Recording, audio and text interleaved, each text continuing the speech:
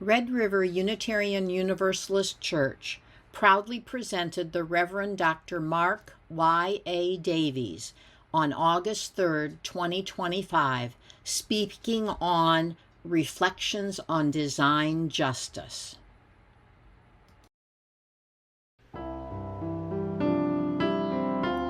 Welcome from Red River Unitarian Universalist. Thank you for joining us. The religion we practice in this church is centered in the here and now, rather than the hereafter. It is more of a thinking kind of religion than a believing kind. It is governed more by reason than by tradition, more concerned with the present than the past. It is concerned with getting the most out of life, with living wisely and well. A major aim for us is continually expanding our understanding of life and ourselves. This church is a community of people who share in the free and open search for a level of understanding that will enable us to be more fully and effectively alive. The church does not tell us what we must believe. It stimulates us to think. It supports us in our search. You are welcome to join us. Our centering value is love, with transformation, generosity, equity, interdependence, justice, and pluralism.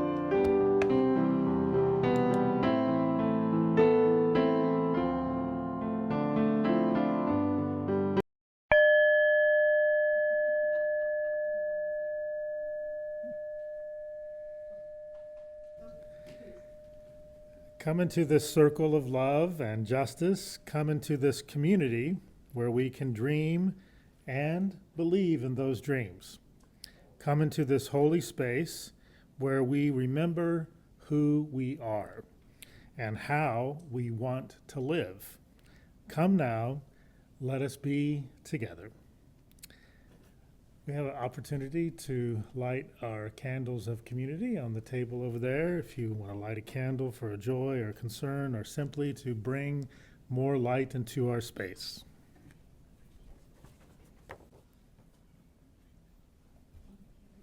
We are the ones, we are the ones, we've been waiting. We are the ones, we are the ones, we've been waiting. We are the ones, we are the ones, we've been waiting. We are the ones, we've been waiting. We are the ones, we've been waiting. We are the ones, we've been waiting. We are the ones, we've been waiting.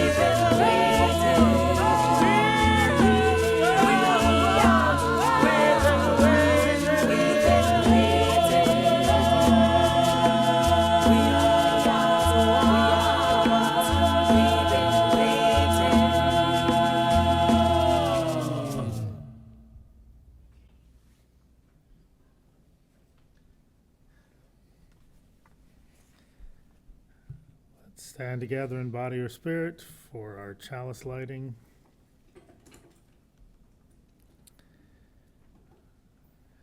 We light this flame to ignite the sacred power of justice. We light this flame so that it may be a beacon of hope in moments of uncertainty, fear, anxiety, and the unknown. We light this flame and are emboldened by its blaze. Knowing our strength as a prophetic and powerful people is rooted in the diverse ways we answer the call to love. Let's join together in the spoken affirmation. Love is the spirit of this church, and service is its law. This is our great covenant, to dwell together in peace, to seek truth and freedom, and to help one another. We light this peace candle to remind us of all the places in the world where there is no peace. Join me in the words now on the screen. Lead me from death to life, from falsehood to truth.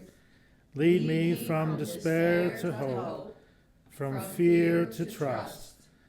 Lead me from hate to love, from war to peace. Let peace fill our hearts, our world, our universe. You may be seated.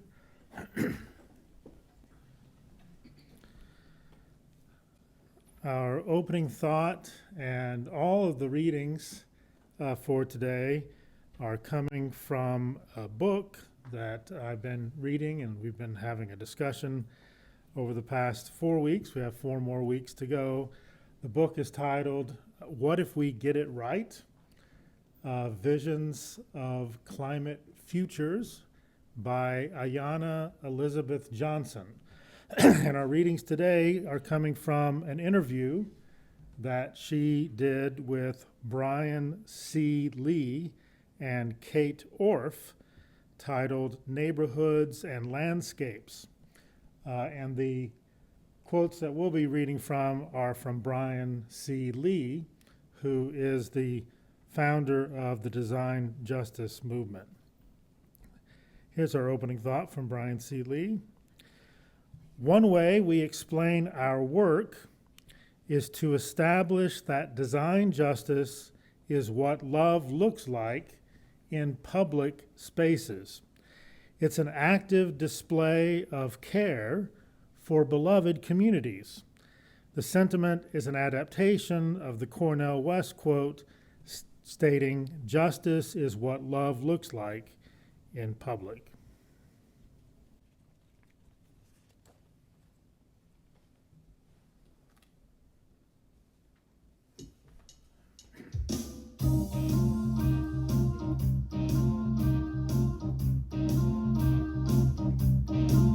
We are building a new way. We are building a new way. We are building a new way. Feeling stronger every day.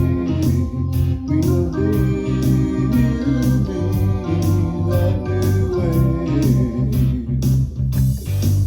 We are working to be free. We are working to be free. We are working to be free. Hate and greed and jealousy. We are working to be free. We can meet our every need. We can feel our every need. We can feel our every need. Start with love, that is the seed.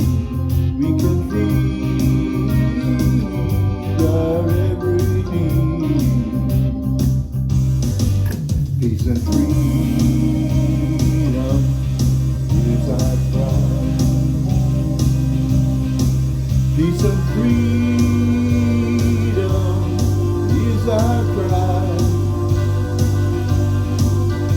and freedom is our cry. Without these, the world will die. Peace and freedom is our cry.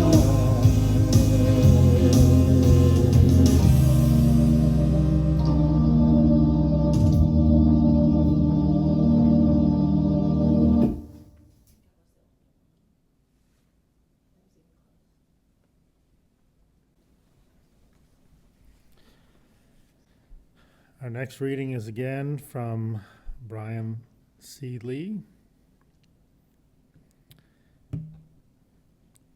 Yeah, and the way we've structured society lends itself toward entropy, lends itself toward us tearing apart at the seams and losing connections to one another. Many of us have fewer and fewer friends. We see them less and less. So we need to think about how we stay in proximity to the things that we love and care for and ultimately need to live a fulfilling life. For our meditation this morning, we'll be hearing the words from Maureen Killoran. Here in this space we are gathered. So let's take a moment to center ourselves and sit comfortably. Close your eyes if you'd like. Take a deep breath in.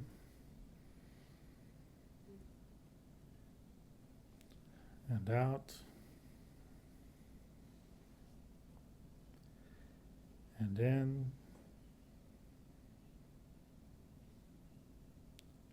And out.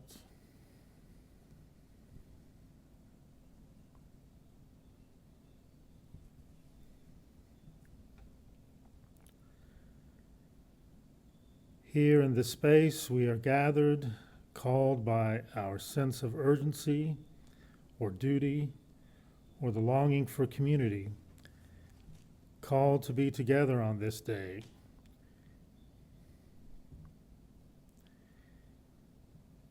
Here in this space, we are gathered, called to hold ourselves accountable to our values, to remind ourselves of those hopes and dreams and possibilities for which sometimes in the rough and tumble world it can be hard to hold on to belief.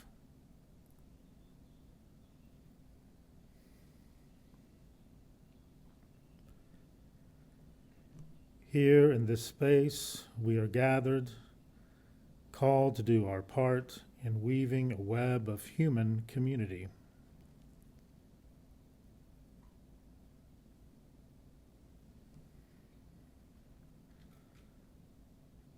Here in this space, some of us have come in pain.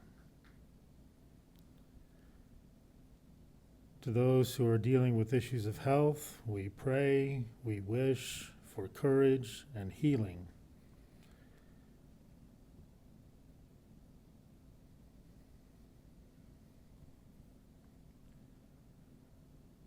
And in the complexities of community, it is right that in this space some have come with joy bubbling in their heart.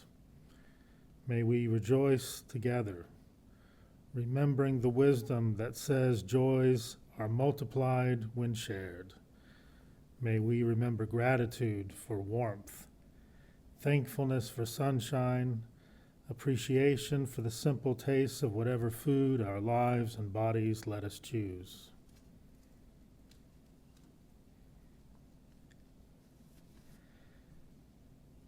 Here in this space, we are called to weave the web of human community. May we pause in our silence and silently think of one blessing, one joy, no matter how small, that has touched our life this week.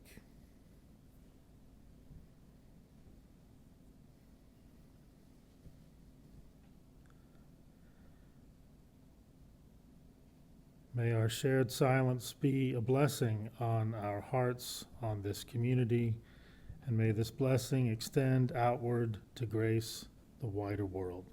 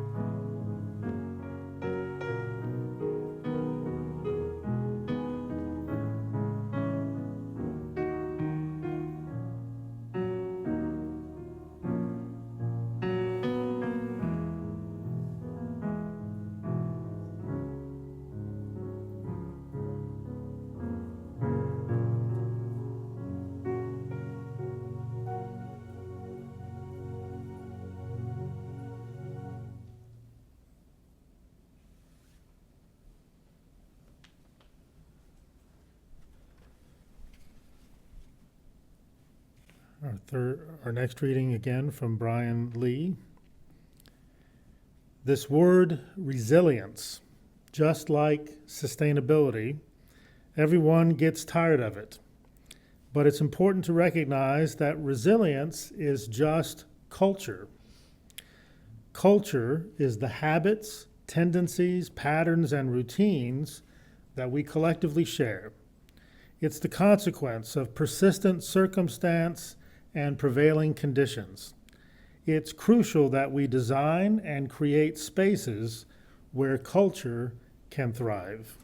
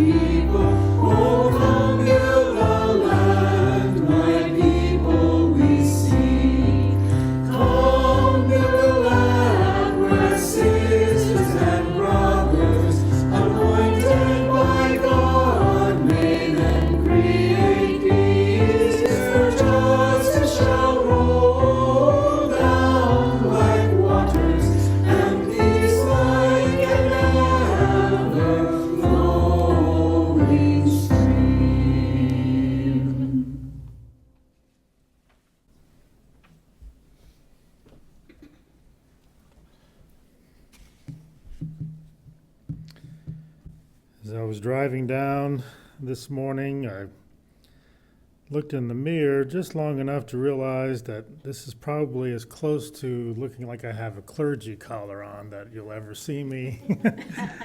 White t-shirt under the black shirt. I used to wear one of those when I was a student chaplain a long time ago, but not too often anymore. I've been reading this book that I mentioned by Ayana Elizabeth Johnson, titled What If We Get It Right? Visions of Climate Futures. I recommend it to everyone. It's helpful to read in difficult times. It's helpful to read some hopeful visions for what the future could be if we were to get it right, although at some points it's also difficult to read that, knowing how far we are away from getting it right now. But it's an excellent book, and it provides many really good ideas that can not only be implemented on large scales, which is where we're really failing right now, but also can be implemented on smaller community scale as well. And I think that's where I'm deriving the most hope from the reading.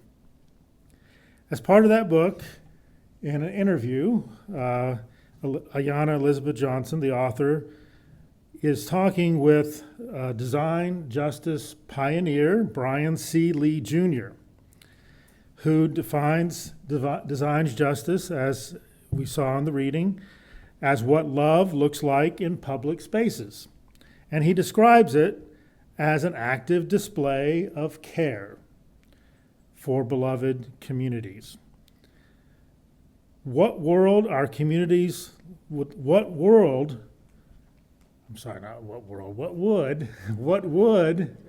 spell check, what would our communities look like if we designed them in ways that create space for culture? What would our communities look like if we designed them to have opportunities for persons to be in connection with the things that they love, with the things that they care for?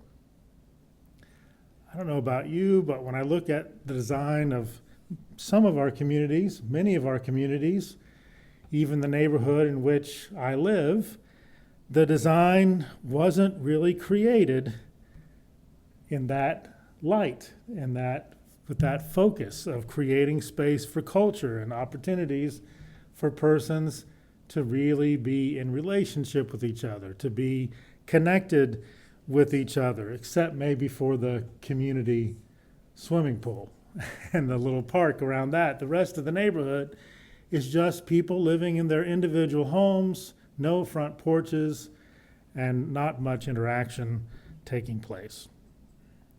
We know that when spaces are designed for social interaction, that more social interaction will take place, and you can look at the example of a farmer's market to see this pretty clearly. Anybody frequent farmers markets? Is there a farmer's market nearby here as well? We know that there is significantly more social interaction at farmers markets than there is at supermarkets, because they are designed with social interaction in mind. In fact, there's been some studies in relation to this that typically at a farmer's market, there's about 15 up to 20, between 15 and 20 social interactions that each person has when they spend time at a farmer's market, whereas they only have 1 or 2 social interactions if they're in a supermarket. So the design of things can enhance or hinder our relationships with one another. Bryan Lee notes this when he says it's not enough to have a pretty building. You have to have a process that doesn't just include people, but is so thoroughly invested in the needs and the outcomes of those communities that it expands the possibilities that are there.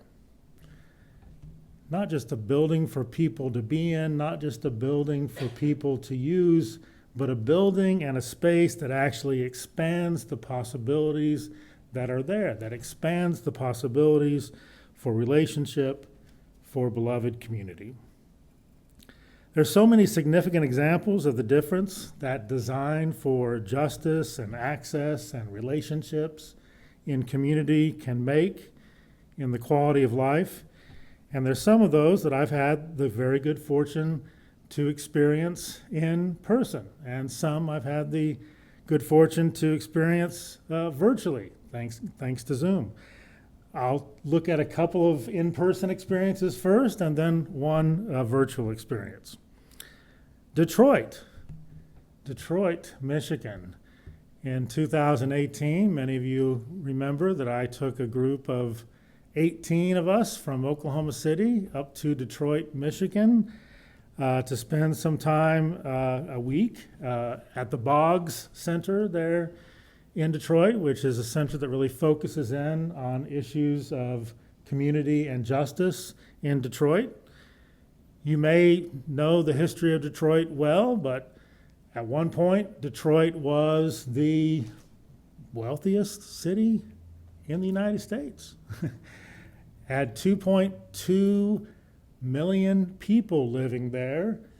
In 1945, when my mom lived there as a 5-year-old and 6-year-old while her dad was doing an internship at the hospital. And now there's less than, I think, 700,000 people living in Detroit. The economy is nothing like it used to be. We all know that Detroit was built, speaking of design, built around the automobile industry, and the automobile industry in Detroit is not close to what it used to be now in the present. And many people have left the city, and there are neighborhoods that in many cases are abandoned, homes that have not been lived in for years. Many of those homes have caught on fire.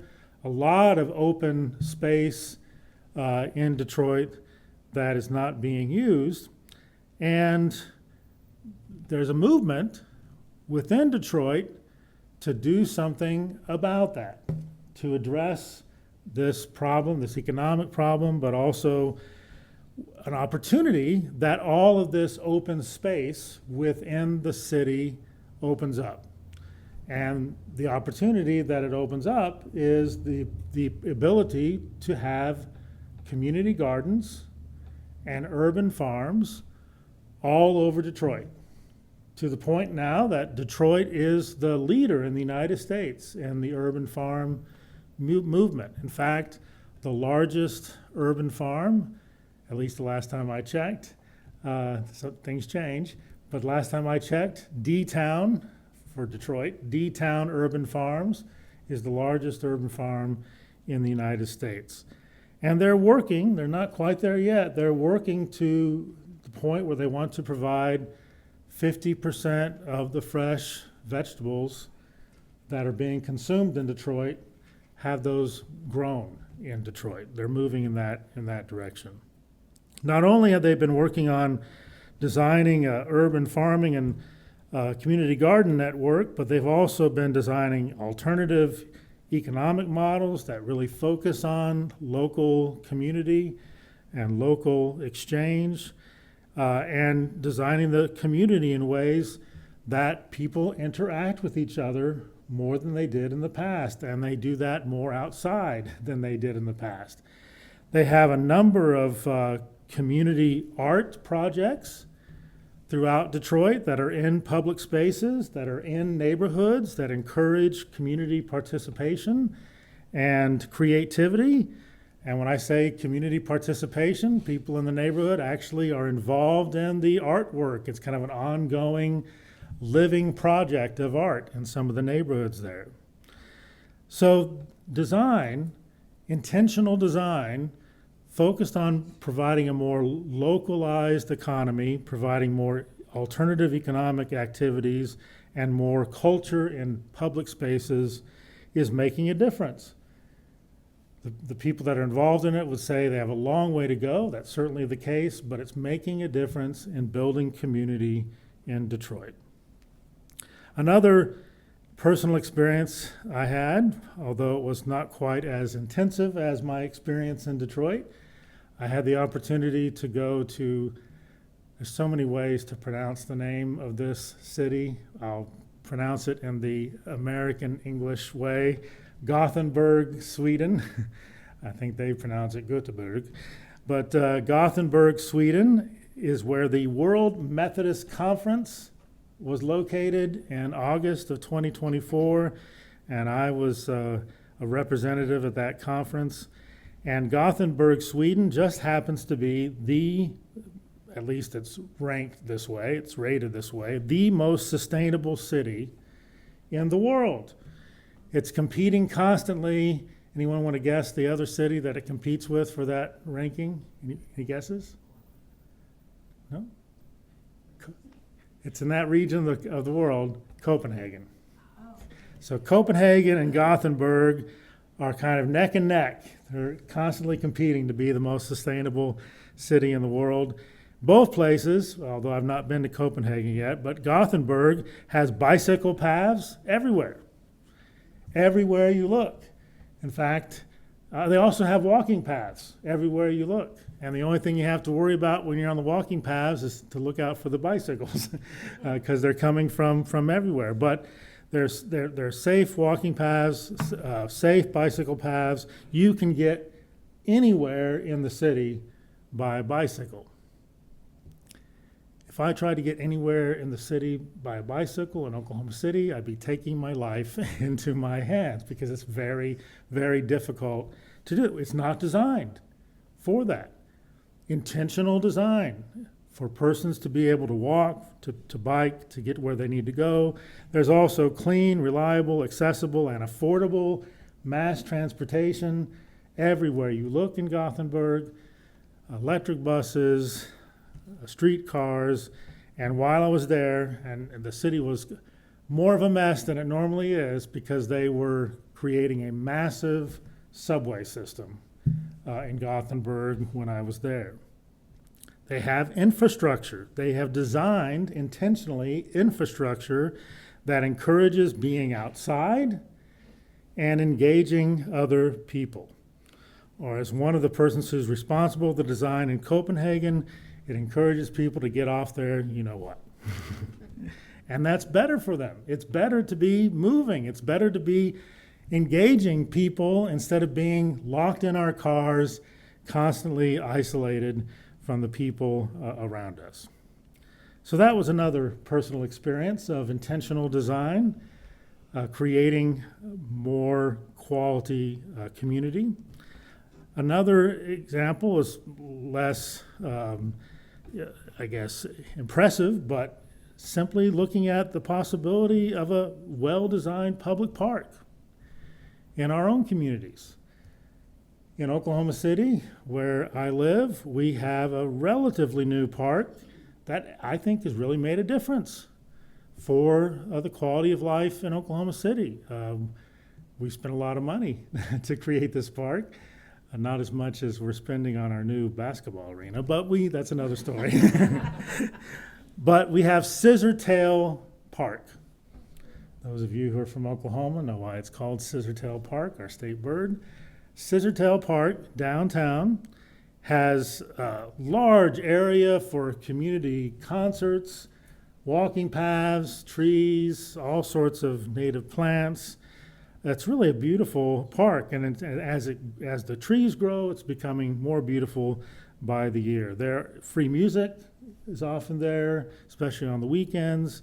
There are community gatherings. There is a farmer's market there. We go down there, have a really nice time at the farmer's market, and the park can even serve as a space for public protest when that's necessary as well. It's been a real game changer for the quality of life in Oklahoma City to have that public space where culture can be cultivated.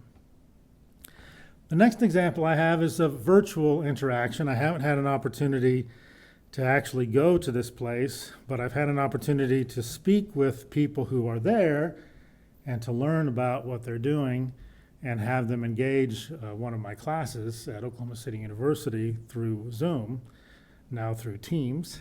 And the virtual interaction has been with a group called Incredible Edible.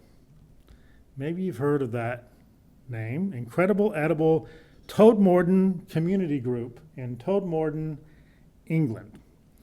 It was started in 2008 by two women. I'm going to guess when they started this, maybe they were in their late 50s like myself, or maybe early 60s. Pamela Warhurst and Mary Clear were the two persons who started it. And they just had an idea. They looked around at Todmorden and saw a lot of unused space. They looked at the medians, they looked at the easements, they looked at the in between the curb and the sidewalk. They looked at spaces in front of public buildings, and it was unused, and just kind of there. And they got together, probably over tea, and said, what if, what if we get it right? What if we plant edible plants in these public spaces that are easy to plant and easy to care for and easy to harvest from? What if we do that? And why don't we just see if there's other people who are interested in doing this? So they called around and created an invitation for a gathering, and they thought, wow, if we get 5 or 6 people to come to this, it'll be really exciting. And they got, close to 100 people who came for this first meeting of Incredible Edible. And now, in Todmorden, those public spaces are full of plants, full of edible plants. In fact, one of the cute stories that they often tell is that there are a number of things being grown right in front of the police station in Todmorden, and people love coming there and taking things from the police station because people are invited to come and harvest when it's ready. They put signs up to let people know that the food is ready to harvest, and people love taking food from the police station. This has become an international movement. There are incredible edible chapters all over the world. Maybe there's even one here in Denison. I don't know. Not only do they have this international movement, but in Todmorden, they said, look, we're not going to be able to grow all the food we want to grow in this way, because they're using organic methods. They're trying to use permaculture and agroecology. They said, look, we don't have enough public spaces in the city to grow all the food that we want to grow, and we also want to help people learn how to grow food in this way. So they worked out a deal with a farmer by the name of Nick Green, who's come on Zoom to talk to my class a number of times, where they have a community farm just outside of town on a little bit larger piece of land where they're growing quite a bit of food for the community. And not only that, they've designed it in such a way where young people from Todmorden come out there for workshops, come out there for longer stays, have internships, can work on the farm and learn how to grow food in these sustainable and resilient ways. So what if we really thought about the way we design things like they are in Detroit with the urban farms and the community gardens, and what if we really thought about designing things where we had cities here in the United States that were vying for most sustainable city in the world? Oh, I know it's a dream. I have a dream. What if we did that? What if we were intentional about creating cities where people are outside walking and biking and talking and interacting with each other, having quality relationships with each other? What would our communities look like? I think they'd be much higher quality than what we're experiencing today if we made the depth and quality of human relationships the priority in the way that we designed our buildings, our parks, our cities, our neighborhoods. I think the quality of life would be much better. What if we designed for human community? What if we designed for culture? What if we designed for being in harmony with the other than human world? with our ecological community as well. I mentioned very briefly that Incredible Edible was started by two women. I've talked with them on Zoom as well, from a relatively small town. Todmorden's not, and it was in many ways a dying town. It had lost a lot of its economic activity. And now, with that simple idea, they've created an international movement with these incredible edible chapters all over the world. So I leave you with this question as you think about how design for justice and relationship within beloved community might happen where you are. It can happen in this space, it can happen in this community, it can happen wherever it is that you might live. Could the next international movement for sustainable and flourishing community start right here in Denison, Texas? Is there a couple of you in the room right now that have that idea that you might sit down together and invite others to be a part of, to create intentionally a design for beloved community here in Denison, Texas? Sure, it can, right? Why not? And in the words of John Lewis, who would often ask, if not us, who? If not now, when? May it be so. At this time, we have an opportunity for giving. You can bring your gifts to the bowl. There's also opportunities to give online.